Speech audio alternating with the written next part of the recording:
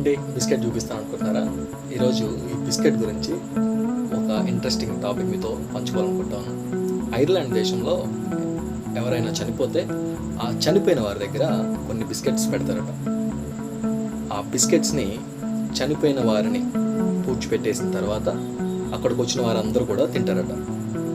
అయితే ఆ బిస్కెట్స్ తింటే ఎవరైతే తిన్నారో తిన్న వాళ్ళ పాపాలు పోతాయని చెప్పి వాళ్ళకి ఒక నమ్మకం ఉంది.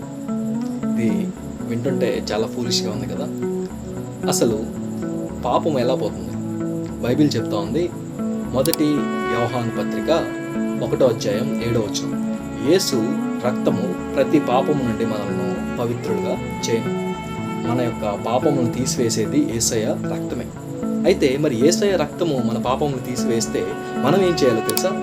అదే యోహాను పత్రిక 1వ అధ్యాయం 9వ వచనంలో, మన పాపములు మనం ఒప్పుకొని ఎడల ఆయన నమ్మదగిన వాడును నీతిమంతుడును గనుక ఆయన మన పాపమును క్షమించి సమస్త దుర్నీతి నుండి మనలను పవిత్రులుగా చేయను.